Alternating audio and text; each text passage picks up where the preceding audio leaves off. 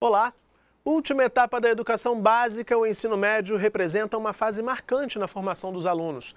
E uma mudança muito importante nesta etapa aconteceu em 2012, quando foi publicada a Resolução número 2 do Conselho Nacional de Educação e da Câmara de Educação Básica. São as novas diretrizes curriculares nacionais para o ensino médio. De acordo com esse documento, trabalho, ciência, tecnologia e cultura devem estar incorporados ao currículo dos últimos anos da educação básica. Mas quais os desafios que essas novas diretrizes trazem para o ensino médio? Esse é o nosso tema de hoje. Seja muito bem-vindo, seja muito bem-vinda ao Salto para o Futuro, um programa da TV Escola, o canal da educação.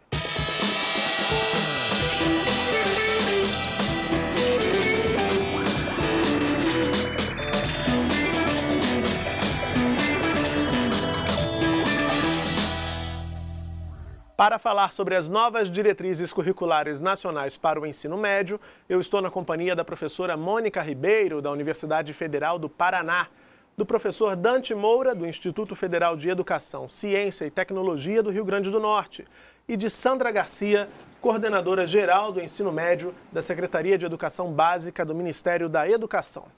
Um filme que tem um laboratório como um dos cenários. Parece um roteiro de ficção científica, mas é um dos trabalhos feitos por alunos da Escola Politécnica de Saúde Joaquim Venâncio, da Fiocruz. Experiência que contempla alguns dos pontos fundamentais das novas diretrizes para o ensino médio. Dá só uma olhada. Esses estudantes do ensino médio fazem os ajustes finais em um curta-metragem. Nem todos querem ser cineastas. É que nesta escola da Fundação Oswaldo Cruz, os jovens desenvolvem atividades artísticas para problematizar o que aprenderam em sala de aula. A formação curricular integrada tem sido um dos nossos grandes desafios, que não basta pensar o conteúdo se a gente não pensa a forma como trabalhar em sala de aula. Atividade escolhida, os alunos têm agora a missão de selecionar o tema que será abordado. Os professores dispõem de 6 meses para orientar os estudantes e aprofundar um determinado assunto. O papel dos docentes não é induzir, mas provocar nos estudantes reflexões sobre os assuntos. No caso dessa turma, eles decidiram fazer um curta-metragem sobre as condições de trabalho num laboratório científico. Como a gente está na Fiocruz e é uma instituição de pesquisa, então a gente pegou o próprio patrono da escola, que é o Joaquim Venâncio, que foi um trabalhador técnico de laboratório no início do século XX. Esse trabalho, ele é muito o significado que o aluno dá. Então, na verdade, o papel nosso, que nós somos, nessa estratégia, a gente não chama nem de professor, são preceptores, que é mais no sentido de você dar uma orientação para como que aquele projeto vai se concretizar. Então, o vídeo surgiu essa proposta de trabalho que a gente tinha que falar da precarização do trabalho no ramo de análises clínicas. E a gente dividiu o vídeo em 2 partes. No primeiro, a gente mostra um laboratório em geral. Na segunda parte, a gente foca nesse personagem, que é o Abel Venâncio, e na rotina de trabalho dele, na relação de família. Esse é o meu filho. Eu realmente gosto de ficar com meu filho e por isso eu reservo 30 minutos de minha semana só para ficar com ele. Eu queria saber, Pedro, como é que foi a sua preparação para atuar no curta? Bom, a gente, preparação de atuação mesmo não teve muita, mas a principal coisa que a gente fez foi tentar caracterizar esse personagem. Então, quem era o Abel, para poder representar melhor? Ele era um maluco? Acho que, além disso, ele era uma pessoa que acreditava no trabalho, acima de tudo, e não entendia que ele era um precarizado. Então, foi isso que a gente tentou passar. Anisocromia, linfocitose, hemácias em alvo, normal, lepranócitos, dacriócitos, neutrofilia, eliptócitos, basofilia. Ex-aluno da instituição, Gregório agora é professor de audiovisual.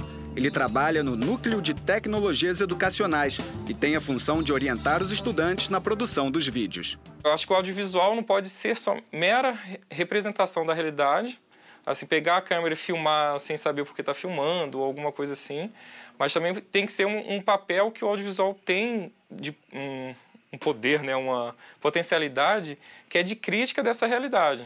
E ali tem conteúdo de arte, conteúdo de língua portuguesa, conteúdo de história, conteúdo de filosofia, sociologia e outras coisas, outras disciplinas que a gente pode nem imaginar que estariam diretamente ligadas àquele resultado, mas que os alunos, na construção desse texto, desse roteiro, eles vêm trazendo com seus professores pesquisadores, preceptores, como a gente chama aqui na escola, né? Eu acho que usar o vídeo é uma ferramenta diferente e aproxima a gente porque é uma forma mais lúdica, acaba sendo mais prazeroso pra gente. A gente aprende e foi bem divertido a gente gravar e tal, foi uma experiência nova, assim. É melhor do que a gente tivesse que ficar lendo vários textos. A gente lê os textos, mas a gente teve que unir isso com a forma do vídeo e tal. Então, foi uma forma diferente.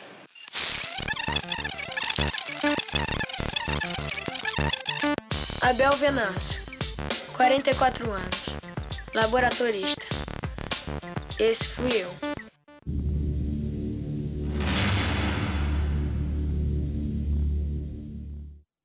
A julgar pela qualidade das imagens aqui do vídeo do pessoal lá da Escola Politécnica da Fiocruz, tem um monte de futuros colegas no ramo do audiovisual. Um abraço, professor Gregório. Pelo visto, está desenvolvendo um trabalho bem bacana com a turma mesmo. Começar agradecendo aos nossos convidados pela presença aqui no estúdio do Salto para o Futuro. Quero começar por você, Mônica. O que você pode destacar dessa experiência que a gente acabou de conhecer, que a gente acabou de mostrar aqui da Escola Politécnica da Fiocruz?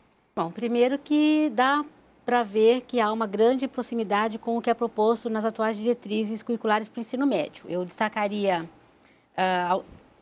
de algumas proposições, por exemplo, a pesquisa como princípio pedagógico. Está lá no texto das diretrizes, como um dos aspectos a serem enfrentados. Nós temos uma tradição de ensino médio com base em muita memorização de conceitos, às vezes conceitos que nada explicam a rigor, mas que são meras repetições de coisas que estão, e há muito tempo nós não perguntamos mais se são estes os conteúdos, se são estes os conhecimentos ou não.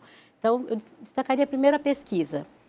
Segundo, a ideia central nas diretrizes, que é do trabalho como princípio educativo. Dá para a gente perceber que o tema que eles escolheram tem a ver com aquilo para o que eles estão se formando. É a precarização do trabalho do técnico em química ou alguma coisa parecida. Laboratorista. Isso, e é o que justificou a temática para que eles problematizem a própria profissão. Um dos aspectos que a professora ressaltou, a integração entre várias áreas do conhecimento. Esse é um outro elemento que o currículo do ensino médio tem que superar. Nós temos uma tradição curricular fragmentada e hierarquizada, em que as disciplinas não conversam entre si, não há diálogo. Esta perspectiva que eles trouxeram também traz os elementos das diretrizes, que são o trabalho, a ciência, a cultura, a tecnologia, como elementos de diálogo com as disciplinas, com as áreas do conhecimento. Eu vejo muita proximidade. Eu só não poderia deixar de chamar atenção para as condições que a Fiocruz tem de permitir que se tenha pessoas capazes de interagir com esses estudantes, que tenham um conhecimento que permite produzir o vídeo, fazer roteiro, filmagens, etc. E toda a problematização que veio com essa experiência. Mas ela é, com certeza, algo que se aproxima muito do que a gente deseja quando fez essas novas diretrizes. Certo. Dante, na sua opinião, você quer complementar? Eu queria exatamente destacar alguns elementos também, principalmente o fato de que o Politécnico Joaquim Venâncio trabalha com um tipo específico de ensino médio, que é o que a gente chama de ensino médio integrado à educação profissional. E nem por isso o foco é exclusivamente nos interesses imediatos do mercado de trabalho. Então, essa é uma dimensão importante também. Então, o que se diz quando o vídeo evidencia isso, né? A problematização acerca da própria área, como a Mônica já colocou, onde eles vão trabalhar, que tem a ver com aquela formação, mas não sob a lógica imediata do que é necessário para o mercado de trabalho. Poderia ser algo nessa linha do que você está dizendo, eles poderiam estar preocupados. O que me falta nessa formação para que eu atenda o que o mercado espera de mim. Não é esse o caminho que eles seguiram. Isso não significa prescindir na formação do ensino médio integrado dos conhecimentos necessários para uma determinada profissão. Esse conhecimento é importante, mas não apenas eles. É necessário esse conhecimento, mas problematizando como é que esse conhecimento está na sociedade e está no mundo do trabalho, né? E eu gostaria de destacar também que é um caso particular de ensino médio, que é o ensino médio integrado, mas parte de acordo com o que está nas diretrizes, dessa base comum. Então, nós podemos, no Brasil, ter um ensino médio com uma base comum e, eventualmente, em determinadas condições, ele ter o caráter profissionalizante ou não, mas a partir de uma base comum, e não um tipo de ensino médio profissionalizante para um determinado tipo de grupo social e outro de caráter propedêutico para outro grupo social. Ou seja, é um ensino médio na perspectiva da superação dessa dualidade entre formar para o mercado, formar para a profissão ou formar para o prosseguimento de estudos. Certo. Agora eu queria te ouvir também, Sandra. Qual você apontaria como principal desafio? Quais os principais desafios que estão colocados aí na atualidade para o ensino médio? Olha, são muitos desafios porque o ensino médio no Brasil, ele passa, acho que na atualidade, a realmente ser destacado como parte da educação básica, ele é a última etapa da educação básica, né? Então, isso deu um diferencial muito grande em relação à própria LDB e às novas diretrizes curriculares, porque colocam no centro, né, o sujeito do ensino médio. Né? Há uma inversão das diretrizes anteriores para essa, porque nessa diretriz o sujeito, que é o adolescente, é o jovem, é o adulto, né? Ele é o centro do trabalho na escola. Né? Então, isso é uma característica importante das novas diretrizes, discutir quem é o sujeito do ensino médio. Né? E os grandes desafios são colocados, acho que eu vou destacar alguns aqui. O primeiro desafio é a universalização do ensino médio. Né? Hoje, nós temos em torno de 10 milhões de jovens de 15 a 17 anos, temos 8 milhões e 300 mil jovens matriculados no ensino médio, mas apenas desses 8 milhões e 300, apenas 5 milhões são de 15 a 17 anos. Os outros 3 milhões são jovens acima de 17 anos.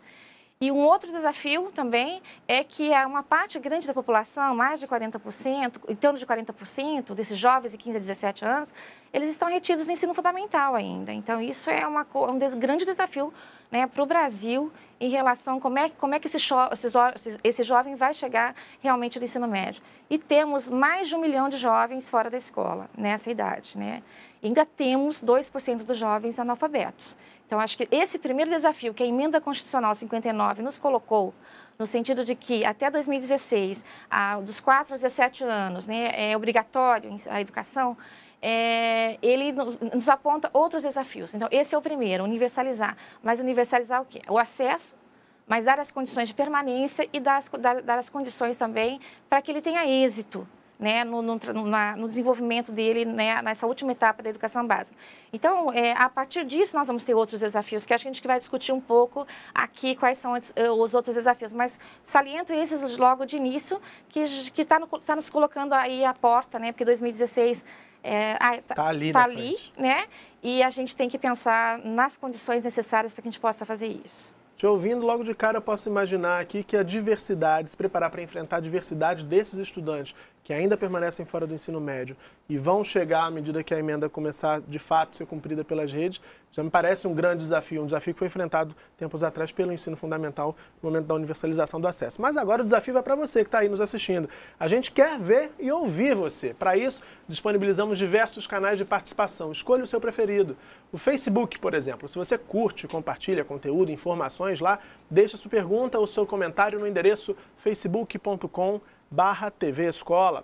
Tanto lá no Facebook quanto no Twitter, você pode participar digitando a hashtag Salto para o Futuro, desse jeitinho que está aqui na tela, tudo junto, logo após a sua mensagem. Se você preferir, pode também mandar um e-mail para o Salto. Escreva para salto@mec.gov.br. Agora, se você gosta mesmo do telefone, é mais tradicional, não tem problema não, que a gente também gosta. Liga para cá, faz a pergunta para os nossos convidados ao vivo, o número também está aí na tela, 0800 282 6757. Não tem como dar desculpa de que não conseguiu participar, não faltam canais, a gente está esperando a sua participação. Agora, Mônica, de que forma que as novas diretrizes curriculares, você já apontou ali na sua primeira fala, pontos convergentes entre a experiência da Politécnica de Saúde da Fiocruz e as novas diretrizes. Mas de que forma essas novas diretrizes curriculares para o ensino médio respondem a esses desafios que a Sandra acaba de apontar para a gente? Acho que, assim, responde a esse e a outros. Ela né? anunciou que virão outros, inclusive. Eu gostaria de chamar um que está muito ligado a essa problemática do acesso, que é do tipo de permanência dos nossos alunos na escola hoje. Primeiro, nós temos um elevado número de abandono do ensino médio. Não é apenas colocar na escola estes 5 milhões de 15 a 17 anos que ainda não estão no ensino médio. é também fazer com que aqueles que iniciem consigam concluir. E, de certo modo, você tocou num aspecto que as diretrizes já chamam a atenção do ponto de vista da permanência, que é essa diversidade de juventudes que nós temos para colocar dentro de uma escola pensada no seu modelo para poucos. O ensino médio no Brasil se populariza no modelo ainda de um ensino médio pensado para as elites, que preparavam mais para o ensino superior, né?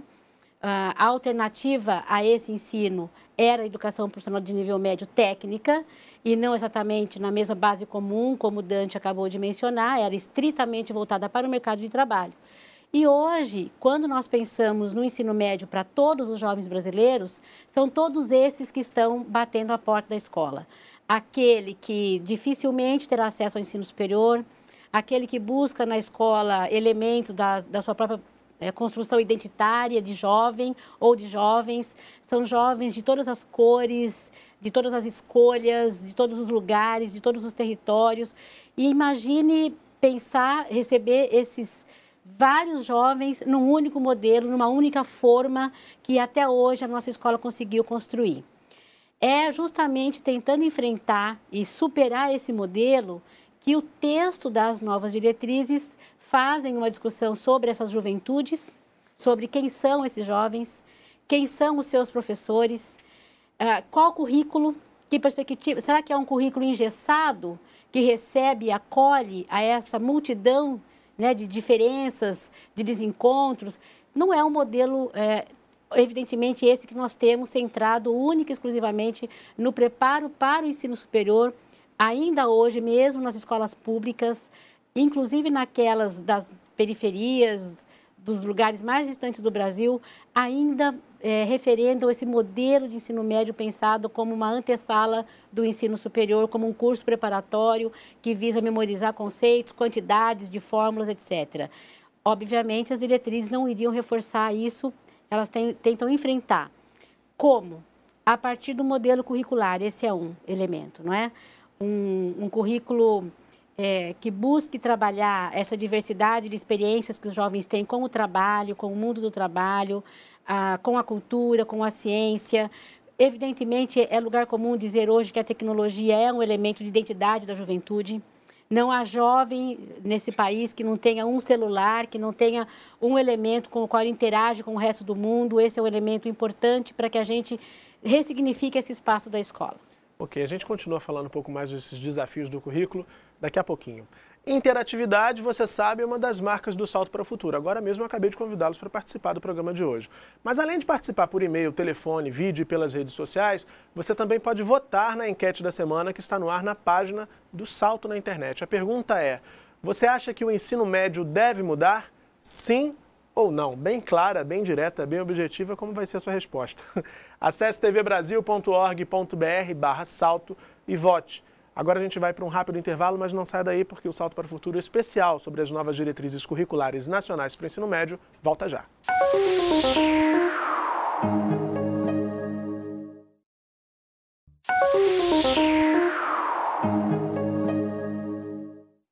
O Salto para o Futuro está de volta com o segundo bloco do debate especial sobre as novas diretrizes curriculares nacionais para o ensino médio. E eu e nossos convidados estamos aguardando a sua pergunta ou seu comentário sobre esse tema. Escolha o meio da sua preferência e faça o programa de hoje com a gente. Não fique com dúvidas não, a gente aguarda por você, tá bom?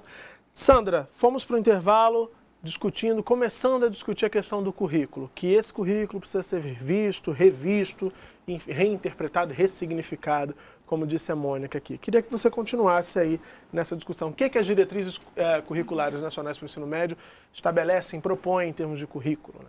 Então, acho que a Mônica já destacou duas questões logo no início, na primeira pergunta que ela falou. Uma é o trabalho como princípio educativo, né? E a pesquisa como princípio pedagógico. Isso tem que nortear toda a discussão curricular.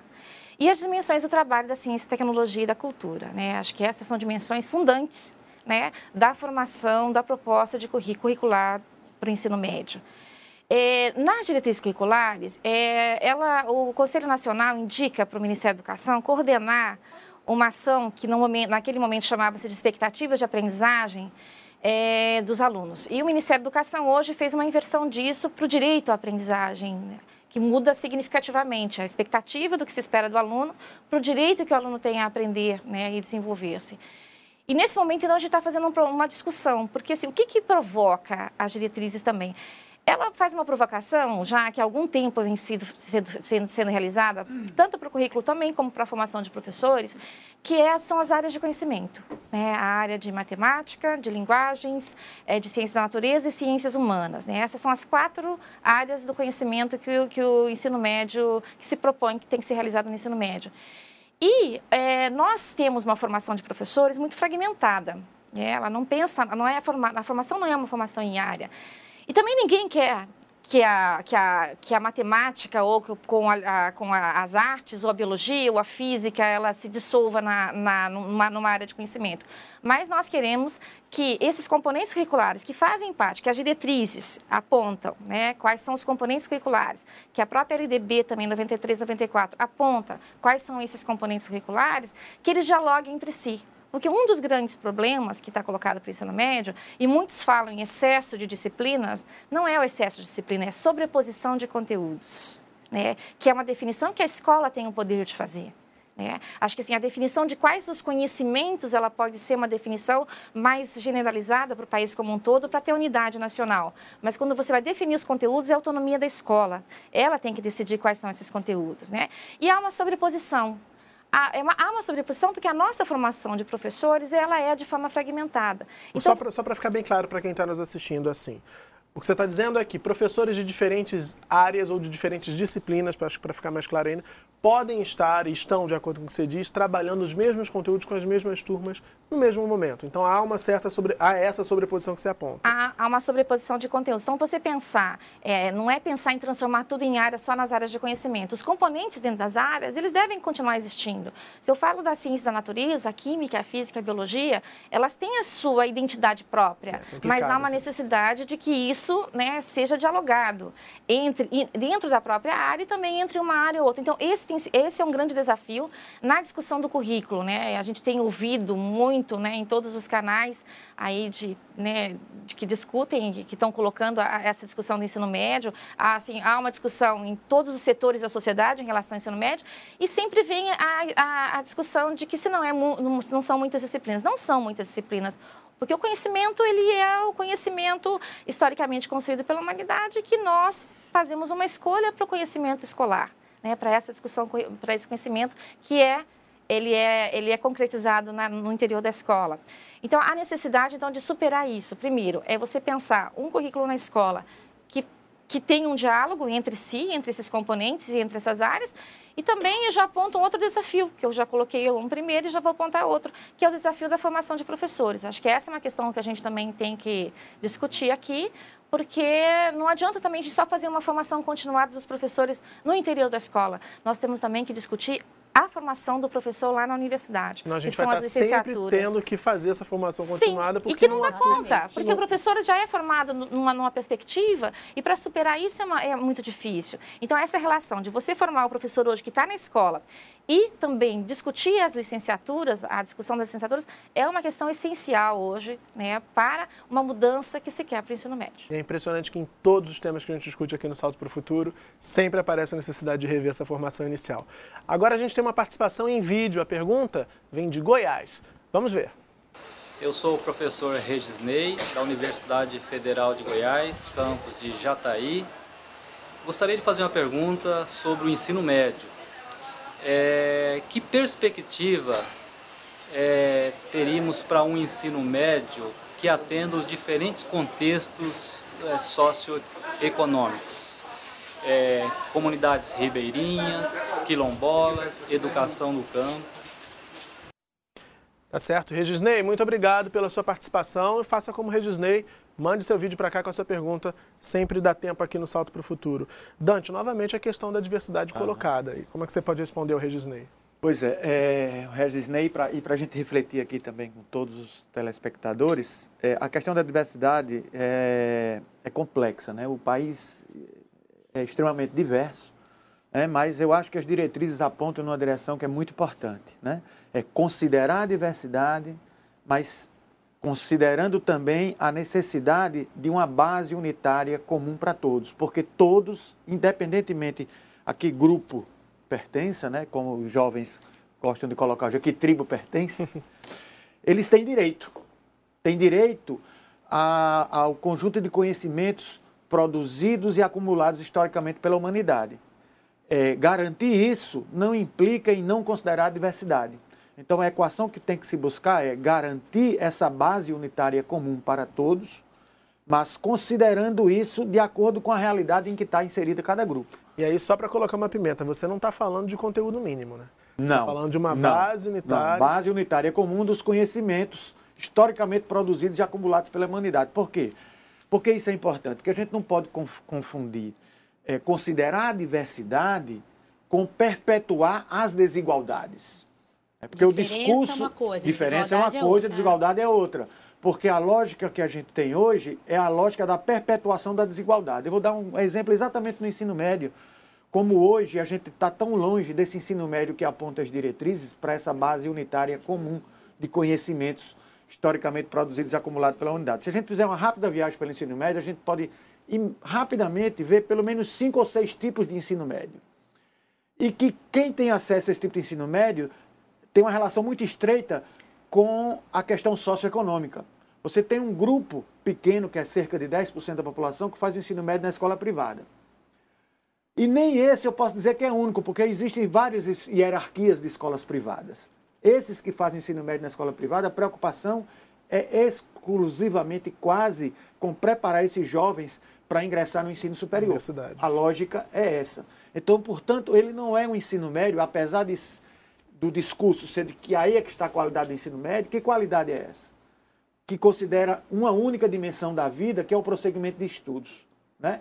Mas esse jovem que está no ensino médio, fazendo ensino médio na escola privada, que se preocupa só com o ensino superior, ele vai trabalhar. Mas esse ensino médio não discute nada do mundo do trabalho para ele. E aí é o que a Mônica já apontava, uma antessala para a universidade. Claro, ele vai ter uma participação social, política na sociedade, mas essa discussão praticamente não existe. Aí você tem um grande contingente, a maioria, que está fazendo o ensino médio de caráter pretensamente propedêutico, porque não consegue nem chegar a ser propedêutico, que está nas redes públicas estaduais e municipais, a maioria estaduais. É um outro grupo socioeconômico completamente diferente. E os conhecimentos que estão discutidos aí também não são os mesmos. Então, está longe dessa base unitária. Mesmo dentro das redes estaduais, você tem ainda o ensino médio noturno, que é um outro perfil socioeconômico mais sacrificado ainda. Você tem o ensino médio para jovens e adultos, né? Que é um outro perfil também. Você tem um pequeno contingente que está fazendo o ensino médio integrado, a educação profissional, na rede federal, que é um outro grupo socioeconômico também. Ou seja, o acesso ao ensino médio no Brasil hoje está estreitamente vinculado ao grupo socioeconômico ao qual pertence o sujeito. O desafio é, por que a gente não pode ter um ensino médio que tenha uma base unitária comum para todos, independentemente da posição que ocupa na hierarquia socioeconômica? Bom, agora eu vou ler um comentário que tem a ver exatamente com isso. Foi postado no nosso Facebook pela Juraci Araújo, de Florânia, no Rio Grande do Norte. Juraci, obrigado pela mensagem. Conterrânea, sou do Rio Grande do Norte. Sua conterrânea, Eles exatamente. Combinaram. Não, Juraci, na verdade, eu vou entregar a Juraci. A Juraci, desde de manhã, ela já colocou no meu Facebook, vou participar do Salto para o Futuro hoje. A Juraci está sempre ligada, nota que 10. Legal. Um abraço, querida, sempre participando aqui com a gente. Ela quer saber, na verdade, o seguinte: primeiro, ela elogia o programa, enfim, e diz que teve já um grupo, se reuniu com um grupo hoje cedo, como eu estou dizendo aqui, discutiu com participação de alunos, pais, representantes do conselho escolar, equipe gestora, funcionários e professores. Um momento importante lá para a formação deles. Ela quer que vocês discutam qual a forma de garantir ao aluno uma educação comprometida com a sua transformação social. Termina dizendo que esse programa é muito importante para ampliar os horizontes nesse tema estudado.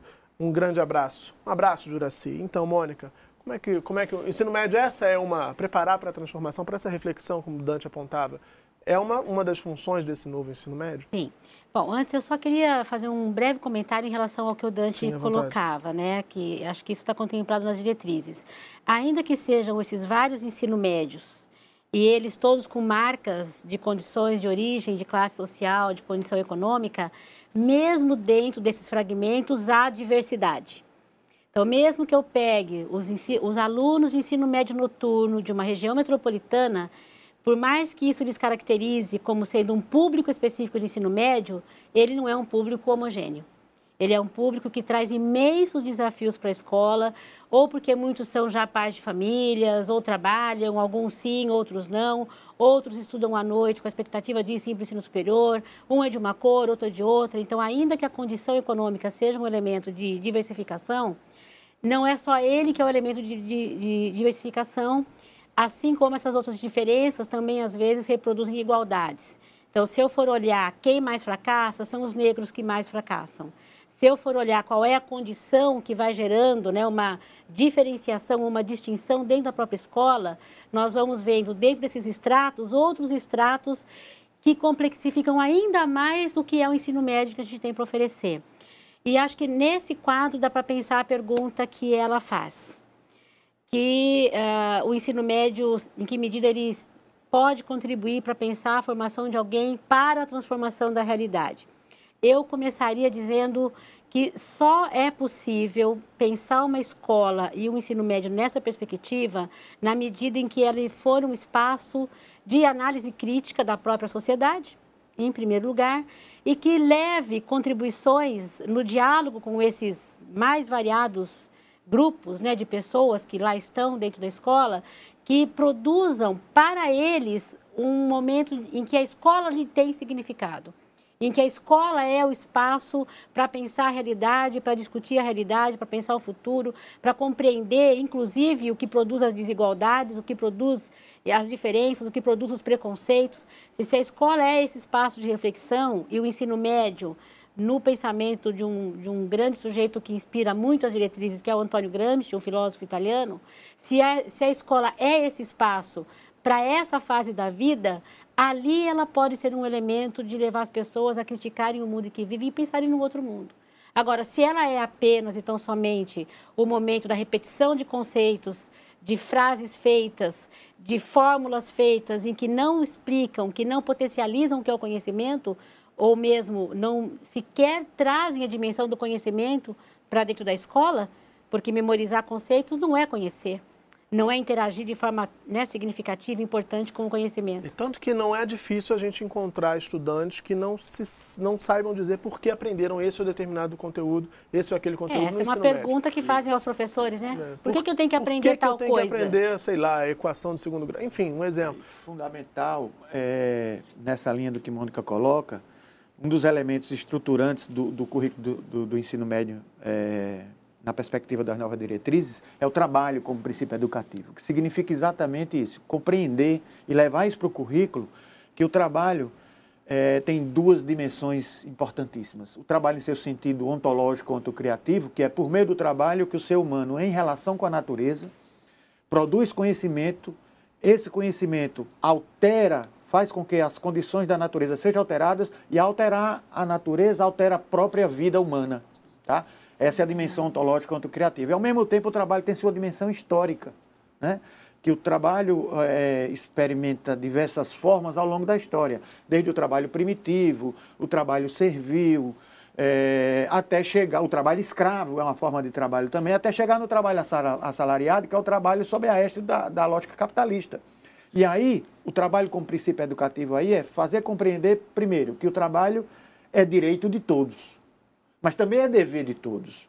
Então, como é que o trabalho é direito de todos e nós vivemos numa sociedade que a grande parte não tem o direito do trabalho e outra grande parte não trabalha, mas vive do trabalho dos outros? Então, essa é uma perspectiva que contribui para essa transformação do sujeito e que o sujeito também possa contribuir para a transformação da sociedade na qual ele está inserido. Juraci, acho que você foi respondido. A gente vai precisar agora fazer um rápido intervalo. A gente retoma a discussão daqui a pouquinho. Fim do segundo bloco, mas fique ligado porque depois dessa pausa o Salto para o Futuro especial continua e nós vamos conhecer o resultado da votação da enquete. É daqui a pouco, até já.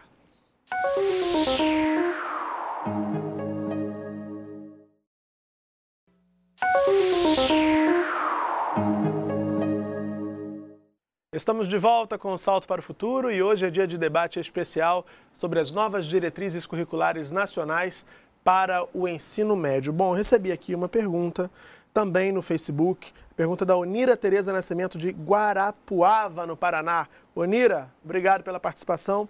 Ela quer saber como os conselhos escolares, como nos conselhos escolares, o segmento de pais pode contribuir nesse novo ensino médio. Diz que lá tem um grupo de pais atuantes e também gostariam de dar a contribuição deles. Lendo o texto de referência, o texto que está na nossa publicação eletrônica, a Onira disse que ficou curiosa sobre o professor articulador. Que figura é essa? Qual é o papel desse professor articulador, Sandra? Então, é muito importante essa pergunta, porque tradicionalmente, né, em relação ao ensino médio, a família não tem participado efetivamente, né? Então, a gestão democrática é um dos pontos das diretrizes curriculares. Ela fala da gestão democrática, né? Ela aponta, acho que todo o parecer que foi feito, né? Ele trata dessas dimensões e trata da gestão democrática. O Conselho Escolar tem um papel importantíssimo na escola, né?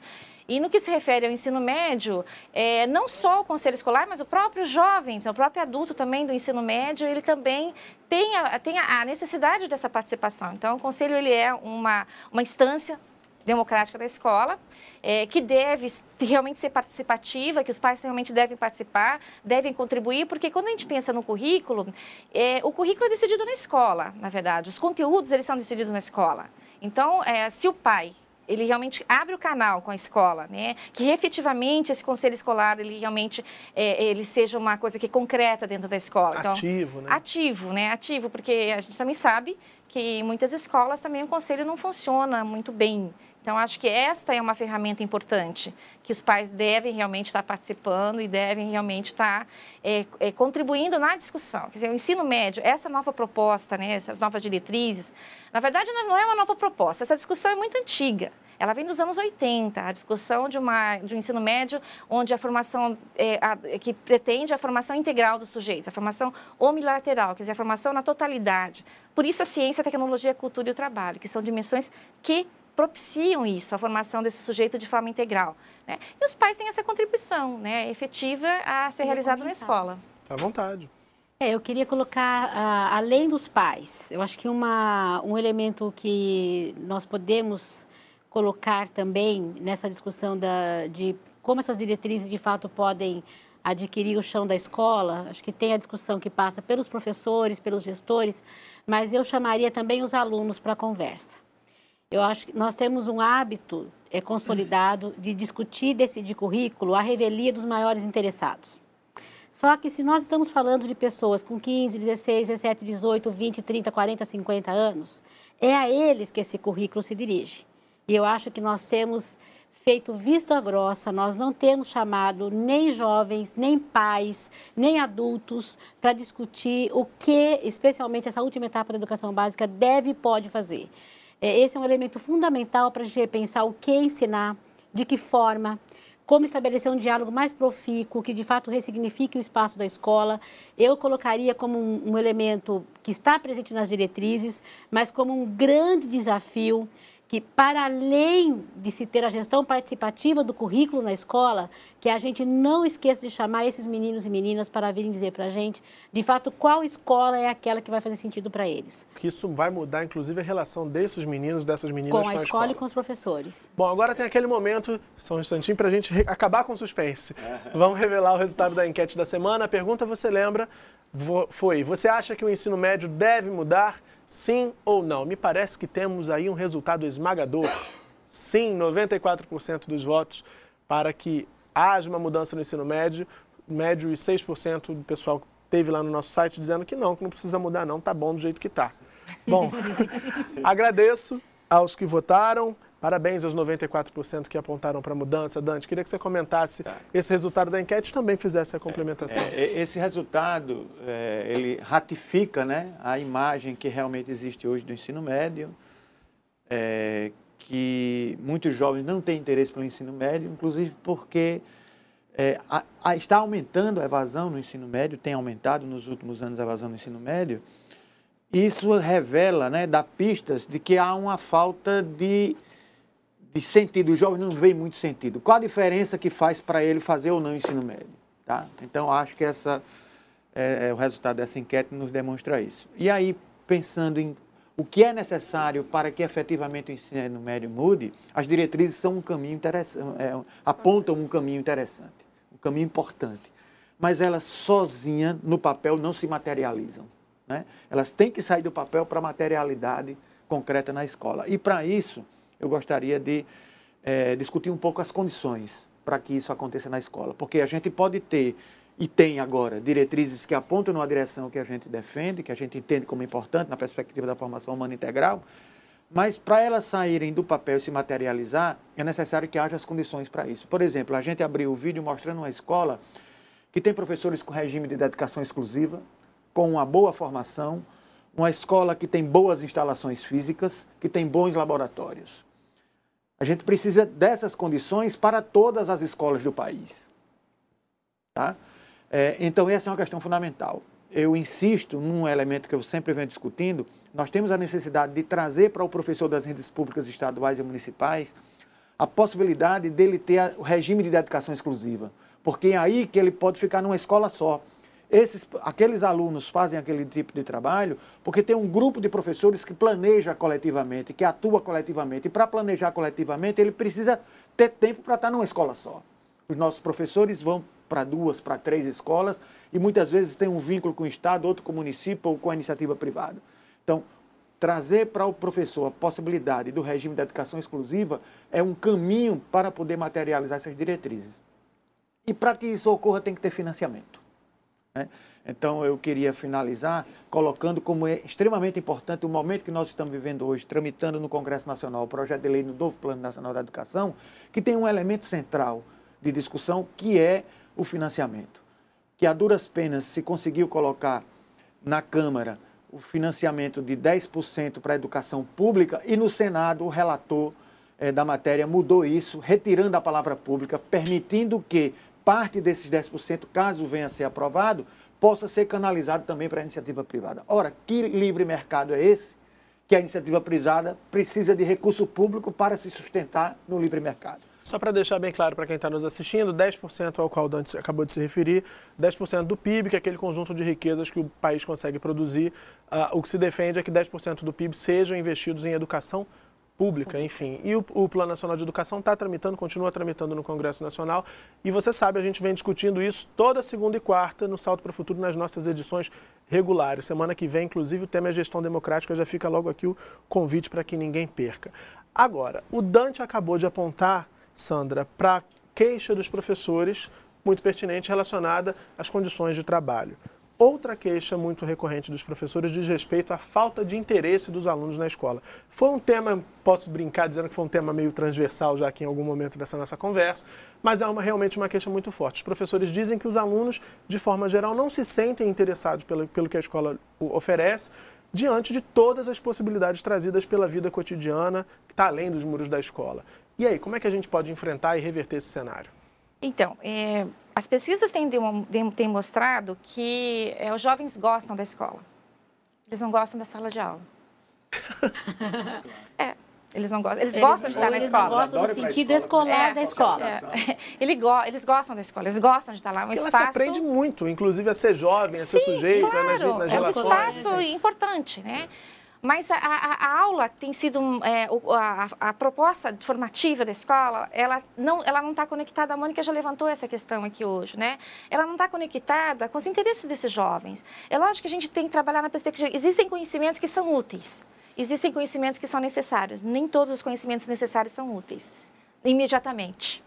Né? É o que as outras diretrizes colocavam quando falavam em competências e habilidades. Era formar imediatamente para o mercado de trabalho. Essas diretrizes têm uma nova conotação, que é formar esse sujeito, né, sua totalidade, e, portanto, ele tem a livre escolha. Se ele quer continuar estudando, ele tem que ter uma formação que possibilite isso. Se ele quiser se inserir no mundo do trabalho, ele tem uma formação que permite que ele possa se inserir no mundo do trabalho, mas de forma autônoma. Acho que essa formação que hoje está colocada nas diretrizes, ela, o fim dela, o que ela se propõe a fazer, é formar realmente um sujeito autônomo, né? Acho que é isso que tem que ser.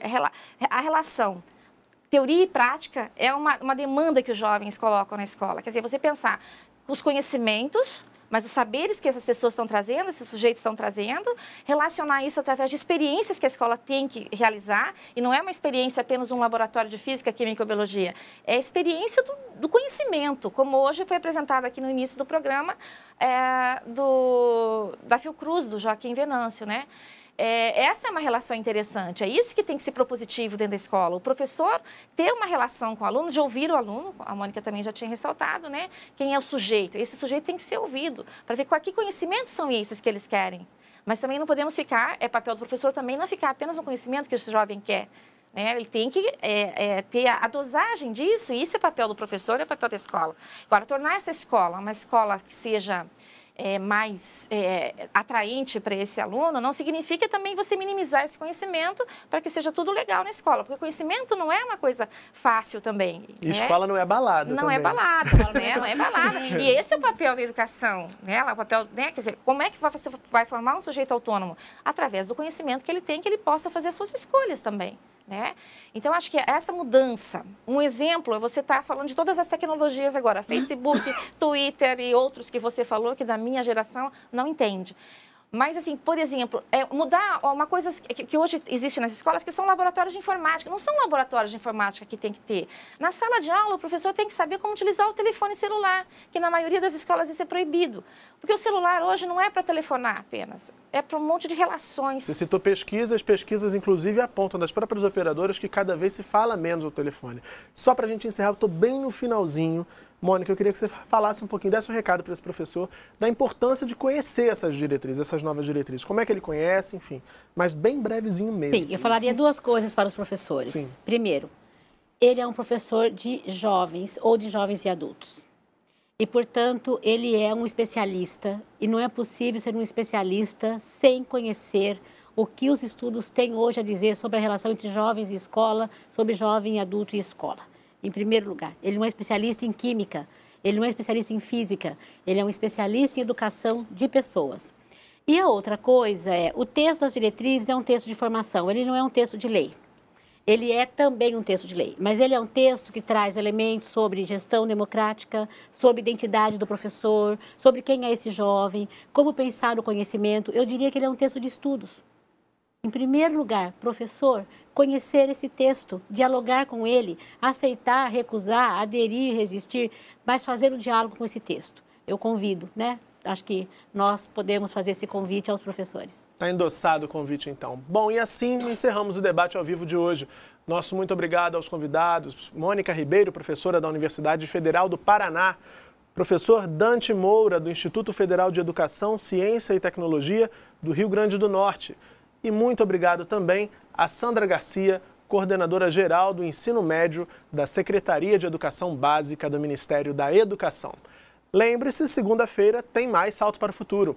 Nosso assunto é gestão democrática na educação. E na quarta-feira é dia de debate ao vivo, dia também de participar. Até lá você pode ficar por dentro das novidades do programa no nosso site, tvbrasil.org.br/salto. A gente aguarda a sua visita, viu? Nos vemos na próxima edição do Salto para o Futuro, um programa da TV Escola, o canal da educação. Tchau!